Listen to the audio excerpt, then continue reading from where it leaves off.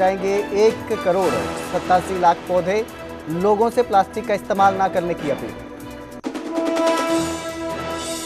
राहुल गांधी के सरेंडर वाले बयान पर बरसे अनिल विज। बयान को बताया देश की तीनों सेनाओं का अपमान। कहा राहुल गांधी देश से माफी मांगे। हिसार में प्राकृतिक कृषि सम्मेलन आयोजन। बतौर मुख्य अतिथि सीएम सैनी कार्यक्रम में हुए शामिल। प्राकृतिक खेती की तकनीकों पर हो रही चर्चा। केंद्रीय कृषि मंत्री शिवराज चौहान ने राजपुरा में किसानों से की विस्तृत चर्चा। खुद ट्रैक्टर चलाया और धान की सीधी बुआई की। किसानों ने मंत्री के समक्ष अपनी मांगे और सुझाव रखे। एक धार्मिक समारोह में मंच पर इकट्ठे दिखे धामी हरनाम सिंह और पूर्व जत्थेदार रणबीर सिंह। एक दूसरे का हाथ जोड़कर बुलाई फतेह। भिंडरावाले के बेटे ईश्वर सिंह भी दिखे उनके साथ। हिसार में एक दिव्यांग ने कई नाबालिग बच्चियों के साथ की हैवानियत। गांव में अपने सीएससी सेंटर पर बच्चियों को टॉफी का लालच देकर करता था यौन शोषण। दुष्कर्म का वीडियो बनाकर करता था अपलोड। सीबीआई ने किया गिरफ्तार। यमुनानगर के रादौर में बड़ा हादसा। बाइक को बचाने के दौरान पलटा टेम्पो। चालक समेत 1 दर्जन महिलाएं घायल।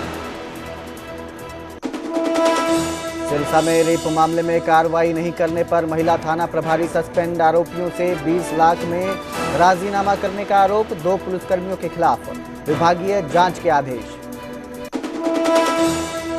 यमुनानगर में बंदूक की नोक पर लूट। एटीएम में पैसे जमा कराने आए शख्स का कैश लेकर बदमाश फरार। पीड़ित को दी जान से मारने की धमकी।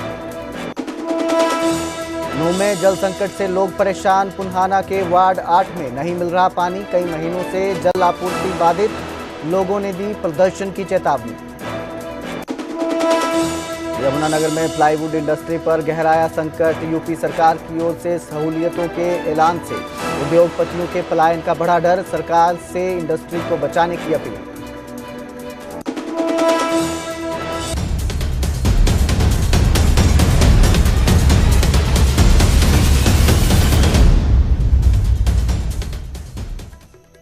नमस्कार, स्वागत है न्यूज 18 पंजाब हरियाणा में। मैं कुलदीप भारद्वाज हाजिर हूं देश और प्रदेश की सभी जरूरी खबरों के साथ।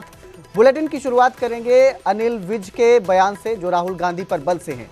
उन्होंने राहुल गांधी के सरेंडर वाले बयान पर जो है पलटवार किया और कहा कि राहुल के बयान को तीनों सेनाओं का अपमान बताया। राहुल गांधी से पूरे देश राहुल गांधी को पूरे देश से माफी मांगनी चाहिए और कहा देश राहुल को कभी माफ नहीं करेगा। ऑपरेशन सिंदूर को बताया सेना का सफल ऑपरेशन। पाकिस्तान के 9 आतंकी ठिकानों को ध्वस्त किए गए। पाकिस्तान की कई एयरबेस को तबाह किया गया। विज ने कहा कि ऑपरेशन के लिए पीएम के खिलाफ ऐसे शब्दों का प्रयोग देश से गद्दारी है। तो अनिल विज ने जो है सरेंडर वाले बयान पर राहुल गांधी के ये बयान दिया है, बल से हैं, इसे सेना का अपमान बताया है और कहा कि ऐसा बयान देकर उन्होंने सेना की तीनों सेनाओं का अपमान किया है। उन्हें देश से माफी मांगनी चाहिए।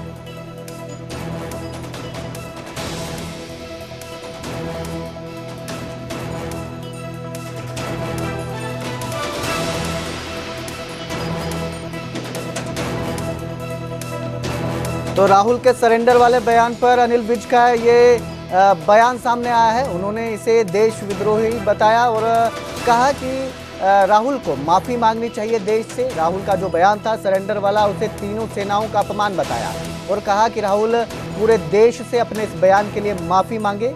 देश राहुल को कभी माफ नहीं करेगा। ऑपरेशन सिंदूर को उन्होंने सेना का सफल ऑपरेशन बताया। कहा पाकिस्तान के 9 आतंकी ठिकानों को ध्वस्त किया गया। पाकिस्तान के कई एयरबेस को तबाह किया गया। विज ने कहा कि ऑपरेशन के लिए और पीएम के खिलाफ ऐसे शब्दों का प्रयोग करना देश से गद्दारी है। तो राहुल के सरेंडर वाले बयान पर विज बल से हैं। उनके बयान को तीनों सेनाओं का अपमान बताया है और कहा है कि राहुल को देश से माफी मांगनी चाहिए। ये जो उन्होंने बयान दिया है उसको लेकर देश उन्हें कभी माफ नहीं करेगा।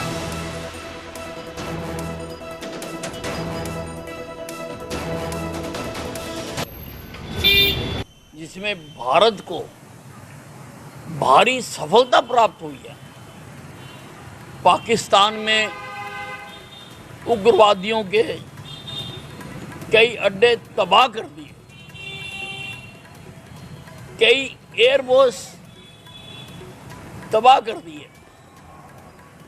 ऐसे में ऐसे शब्दों का इस युद्ध के नायक नरेंद्र मोदी जी के लिए इस्तेमाल करना गद्दारी से कम नहीं है। राहुल गांधी जी को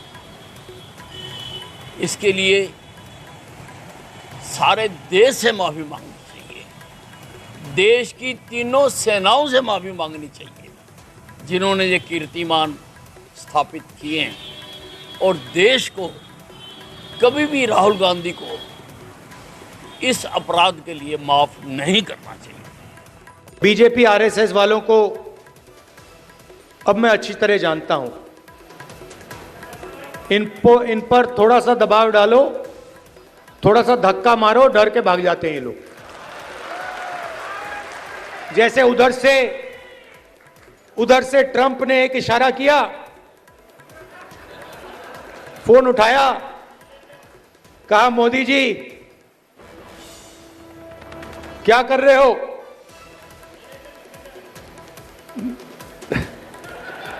नरेंद्र सरेंडर, और जी हजूर करके नरेंद्र मोदी जी ने ट्रंप के इशारे का पालन किया। आपको एक समय याद होगा जब फोन कॉल नहीं आया था, 7th फ्लीट आई थी, 71 की लड़ाई में 7th फ्लीट आई थी, हथियार आए थे, एयरक्राफ्ट कैरियर आया था। इंदिरा गांधी जी ने कहा मुझे कुछ जो करना है मैं करूंगी। कांग्रेस पार्टी सरेंडर नहीं होती है। गांधी जी, जवाहरलाल नेहरू, सरदार पटेल ये सरेंडर वाले लोग नहीं हैं, ये सुपर पावर से लड़ने वाले लोग हैं।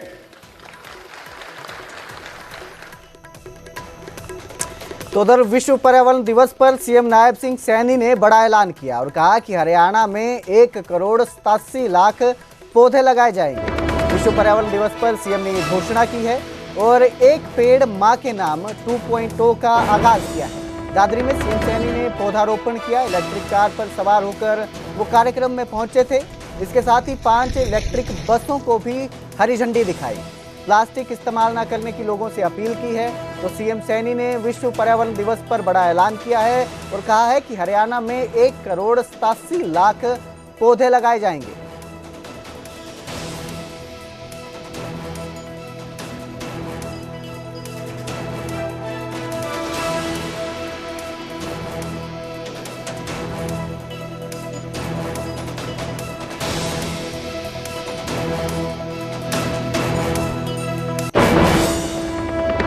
अरावली का क्षेत्र है, वो अरावली का क्षेत्र हरा भरा हो और इसके साथ साथ एक और मियावाकी फॉरेस्ट, यहाँ पर ज्यादा पेड़ लगे और ये पूरा क्षेत्र हरा भरा, वायु हमें शुद्ध मिले, ज्यादा मिले। और आज मेरे लिए खुशी है कि इन तीनों अभियानों को आज यहां से उनका शुभारंभ हो रहा है। चाहे पॉलीथीन हो या पेड़ ज्यादा मात्रा में कट रहे हैं, प्लास्टिक का पॉलीथीन, उनको हमें आगे आकर के उनके विरुद्ध काम करना होगा, पॉलीथीन को बाहर करना होगा और ज्यादा संख्या में पौधारोपण हमें मिलकर के करना होगा, जिससे कि वातावरण शुद्ध रहे। इस अभियान में जो पौधे लगाने का हमने एक आंकड़ा रखा है, वो 1,87,00,000 पौधे इस वर्ष हमने नए पौधे लगाने का। तो वहीं हिसार में प्राकृतिक कृषि सम्मेलन में भी बतौर मुख्य अतिथि सीएम शामिल हुए। कृषि मंत्री श्याम सिंह राणा की अध्यक्षता में प्रदेश भर के किसान, कृषि विशेषज्ञ और विभिन्न विभागों के उच्चाधिकारी इसमें शामिल हुए। प्राकृतिक खेती की तकनीकों को लेकर चर्चा की गई। खेती की नवीनतम जानकारी साझा की गई। चौधरी चरण सिंह हरियाणा कृषि विश्वविद्यालय के इंदिरा गांधी सभागार में प्राकृतिक खेती का सम्मेलन का आयोजन किया गया था, जहां मुख्यमंत्री सीएम नायब सिंह सैनी भी शामिल हुए।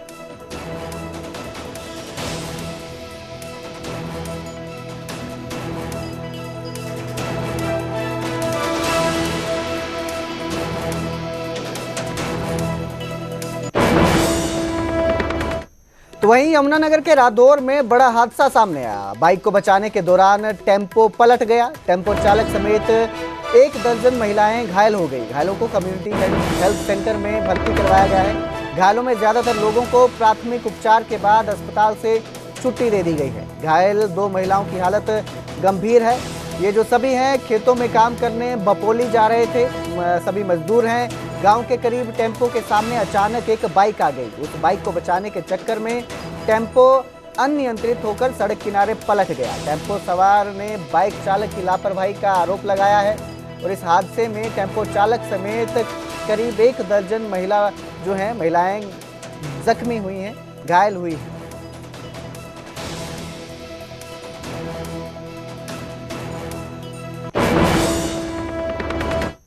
तो वहीं यमुनानगर में बंदूक की नोक पर लूट की वारदात सामने आई। एटीएम में पैसे जमा करवाने आए शख्स से लूट की गई है। बहाने से एटीएम में बदमाश दाखिल हुए और 16,000 रुपए कैश, मोबाइल और पर्स लेकर फरार हो गए, जिसके बाद उन्होंने पीड़ित को जान से मारने की धमकी भी दी। फिलहाल पुलिस बदमाशों की तलाश में जुटी हुई है।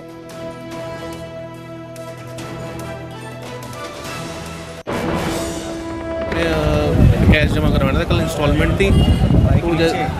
तो जैसे ही मैं एंटर हुआ, मैंने अकाउंट नंबर वगैरह डाला, तो इतने में 2 मतलब अभी कैश डालना ही था, मेरे हाथ में था, मेरा फ़ोन भी हाथ में था। इतने में 2 लड़के आए, उन्होंने ऐसे ही पूछा कैश जमा हो रहा है। इतने में उसने रिवॉल्वर निकाल ली, बंदूक मेरे तान दी। कह रहा उसने कैश छीन लिया, फ़ोन वगैरह ले लिया। तो और कह रहा फिर मेरा जेब में हाथ डाल के पर्स और एक्टिवा चाबी ले रही। कह रहे कुछ करा तेरे को गोली मार देंगे। मैंने कहा तो पैसे ले जा, फ़ोन तो दे जा। कह रहा नहीं, कह रहा तूने बाहर नहीं आना। बस वो जैसे ही मतलब वो अंदर बंद करके बाहर चले गए। कह रहे तेरा फ़ोन मिल जाएगा, तूने बाहर नहीं आना। मैं फिर एक 2 मिनट बाद बाहर आया हूँ। मैंने किसी से लेके फ़ोन करा, घर पे बुलाया भाई और को, सबसे घर से बुलाया। तो इतने में उन्होंने आके देखा फ़ोन वगैरह तो मिल गया, लेकिन पैसे और मेरा पर्स लेके चले गए।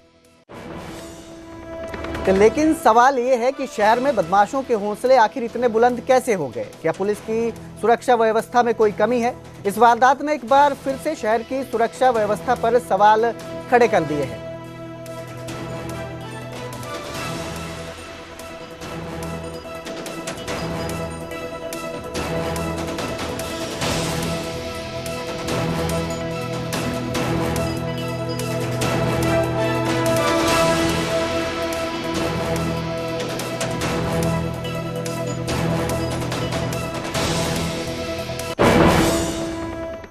आगे बढ़ेंगे, बात करेंगे सिरसा की, जहां पर महिला थाना प्रभारी को सस्पेंड कर दिया गया है। सिरसा एसपी मयंक गुप्ता की कार्रवाई ये सामने आई है। सिरसा महिला थाने की प्रभारी सस्पेंड की गई है। रेप के मामले में कार्रवाई न करने के आरोप हैं। आरोपियों से 20 लाख में राजीनामा करने के आरोप हैं। 2 पुलिसकर्मियों के खिलाफ विभागीय जांच के आदेश दिए गए हैं। सब इंस्पेक्टर कोमल रानी के खिलाफ जांच होगी। एलनाबाद की एक महिला ने सिरसा के महिला थाने में दुष्कर्म की शिकायत दी थी। इस मामले में महिला थाना प्रभारी घनश्याम पर ड्यूटी में लापरवाही और अनियमितता के आरोप लगे हैं, जिसके बाद उन्हें सस्पेंड किया गया है।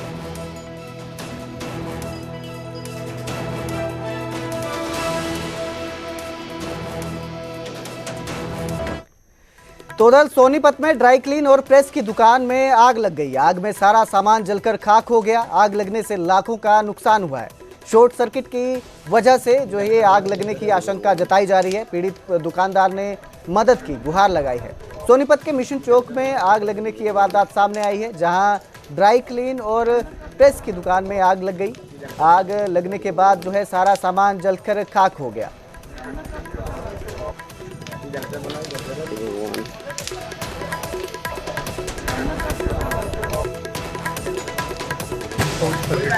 सबने यहीं से बताया कि जो घूम रहे थे ना, उनको यहाँ थे नहीं, उन्होंने बताया था ऐसे यहाँ पे आग लगी। और उसके बाद हमने फिर फायर ब्रिगेड को फ़ोन करा 5:28 पे। फायर ब्रिगेड यहाँ पर पहुँची है 7:15 बजे। कितना नुकसान है? हमारा यहाँ पे मेरी शादी का सामान रखा था, जैसे बेड, अलमारी, फ्रिज, वॉशिंग मशीन, सिलाई मशीन और प्रेस की दो मेज़ थी जिस पे प्रेस करते थे, बाकी पंखा, साइकिल, ये सब सामान था। नूह में जल संकट से लोग परेशान हैं। पुन्हाना वार्ड 8 में पानी नहीं मिल रहा है। इलाके में कई महीने से जल आपूर्ति बाधित है। लोगों ने विभाग के अधिकारियों से शिकायत की, समाधान नहीं मिलने पर प्रदर्शन की चेतावनी दी है। तो नूह में पानी की दिक्कत से लोग परेशान हैं। पुन्हाना के वार्ड नंबर 8 में पानी नहीं मिल रहा है। इलाके में कई महीने से पानी की जो आपूर्ति है वो बाधित है। लोगों ने विभाग के अधिकारियों से शिकायत की है और चेतावनी दी है कि अगर समाधान नहीं निकला इस समस्या का तो वो प्रदर्शन करेंगे। प्रदर्शन की चेतावनी दी है।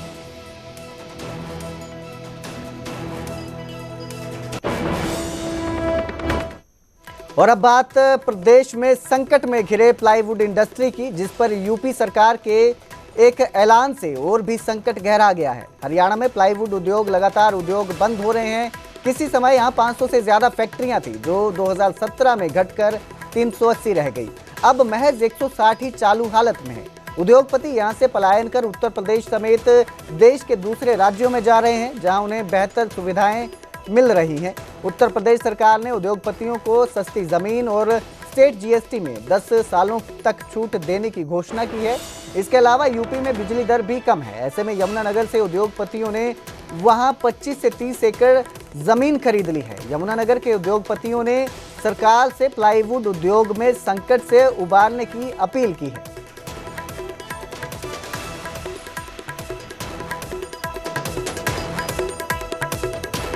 तो हरियाणा में संकट में प्लाईवुड इंडस्ट्री है।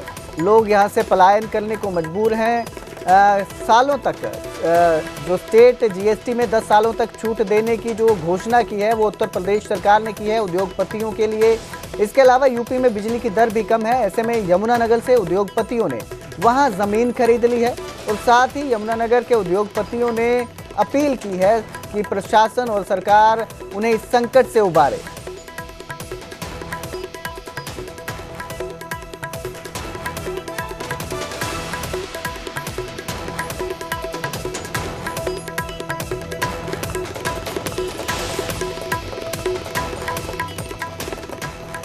तो उधर अंबाला में स्वीट शॉप पर फायरिंग का मामला सामने आया। शंभू बॉर्डर पर मुठभेड़ में आरोपी को गिरफ्तार कर लिया है। आरोपी के पैर में गोली लगी है। ये आरोपी लुधियाना का रहने वाला बताया जा रहा है। नारायणगढ़ में गोयल स्वीट पर फायरिंग हुई थी जिसके आरोपी को अब गिरफ्तार कर लिया है। पुलिस के मुताबिक आरोपी बाइक पर सवार होकर शंभू टोल बैरियर से पहले हथियार सहित घूम रहा था। पुलिस को सूचना थी कि इस हथियार से वो किसी और वारदात को अंजाम दे सकता है, लिहाजा पुलिस ने आरोपी का पीछा किया। पुलिस को देखकर पहले तो आरोपी भागने लगा और फिर पुलिस पर फायरिंग शुरू कर दी। पुलिस ने भी जवाबी कार्रवाई की जिसमें आरोपी की बाई टांग में गोली लगी है। आरोपी पंजाब में कई मामलों में वांछित है और स्वीट शॉप पर फायरिंग करने के चलते इसको पुलिस तलाश कर रही थी, जिसको गिरफ्तार कर लिया है। पुलिस के साथ एनकाउंटर के बाद इसे गिरफ्तार कर लिया गया है। पुलिस एनकाउंटर में इसके बाई टांग पर गोली भी लगी। मुझे एक लड़का जो सस्पेक्टेड और विदाउट नंबर बाइक पर मुंह बांधे हुए और उसके पास वेपन है या शंभू टोल के पास घूम रहा है, जिस पर हमारी टीम ने उसी टाइम इन्होंने वीटी करके पूरे जिला में नाकाबंदी करवाई गई। जो हमारी टीम मौका पर पहुंची, जैसे उस लड़के को रोकने की कोशिश की तो उसने अपनी बाइक भगाई। जैसे ही बाइक के पीछे गाड़ी लगी, वो एक यू टर्न लेते हुए उसकी बाइक गिर जाती है। गिरते ही वो अपने जो उसके पास वेपन था उससे पुलिस पार्टी पर उसने फायर किए, जो 2 से 3 फायर किए। जो हमारी पुलिस टीम जो CA1 की बड़ी सूझबूझ से काम करते हुए उसने अपने आप को बचाते, अपनी टीम को बचाते हुए और उसके हवाई फायर किए उसको रोकने के लिए, पर वो ना समझा, वो फायर करने से नहीं रुका। तो फिर हमारी टीम ने उसके पैरों की तरफ, उसकी जान माल की हिफाजत देखते हुए पैरों की तरफ एक फायर किया। तो नूह में जल संकट से परेशान लोगों को पानी नहीं मिल रहा है। इलाके में कई महीने से जल आपूर्ति बाधित है और लोगों ने अधिकारियों से शिकायत की है और समाधान न मिलने पर प्रदर्शन की चेतावनी दी है। इलेक्शन में ही बढ़िया छोड़ा था बस। अच्छा। उसके बाद पानी ढंग से नहीं आया। इलेक्शन में पानी आया था? इलेक्शन में 2-3 टाइम पानी आया। कितने दिन हो गए उसको? इलेक्शनों को अब लगा लो हिसाब, टाइम हो गया, उसी टाइम से पानी है, कभी कभी आता नहीं। किस तरह से गुजारा होता है? बस ऐसे ही है, कभी पल्ले उसमें बाजार में से लेके आते हैं, कभी इधर से सुनार में चलाते हैं, ऐसे ही पानी गुजारा कर रहे हैं, क्या करें। शिकायत की कहीं पे किसी से? दफ्तर में गए 2-3 बार, बहुत सारे हम सारी लेडीज से गई, एक बार और गए ना, फिर आते हैं चेक करने, फिर देख के चले जाते हैं कि छोड़ा हुआ पानी, अब यहाँ तो आता ही नहीं है। कब से पानी की समस्या बनी हुई है? 3-4 महीना हो गया पानी ना आ रहा भैया। अच्छा, ढूंढो के लावे बाहर गांव नहाने से पर ऐसे पल्ले में छोड़ कर पानी, टांट भी गंदी हो गई हमारे डोडो के दूसरी टांट भी। कितने दिनों से पानी की समस्या बनी हुई है? 3-4 महीना हो गए, बिल्कुल भी ना आ रहा। तो कहाँ कहाँ शिकायत की आपने, किसी से बोला? दफ्तर हो है जी, कई बार चले गए भैया हम। मोहल्ले में कम से कम लगभग 3 या 4 महीने से पानी बिल्कुल भी नहीं आ रहा, बिल्कुल भी मतलब बिल्कुल भी नहीं आ रहा, बिल्कुल भी मतलब कि आप ऐसे लगा लो कि महीने में 1-2 बार पानी, एक बूंद भी नहीं आया बस। और कहाँ शिकायत दी इसकी? हमने इसकी शिकायत एसडीओ ऑफिस में, एसडीओ के पास दी है, सारे पंप ऑपरेटर है जितने भी, सबको हमने बता दिया है। वो एसडीओ साहब से आज भी बात हुई हमारी, उन्होंने कहा है कि सिर्फ हम अभी आ रहे हैं, देखो अब तक भी नहीं आए वो, और उन्होंने ये कहते हैं कि आज पानी आ जाएगा, कल पानी आ जाएगा, यही कहते हैं वो, इसके अलावा पानी तो कभी आया नहीं है जी। और हमने शिकायत लगभग लगा लो 15 या 20 बार हमने शिकायत कर चुके हैं।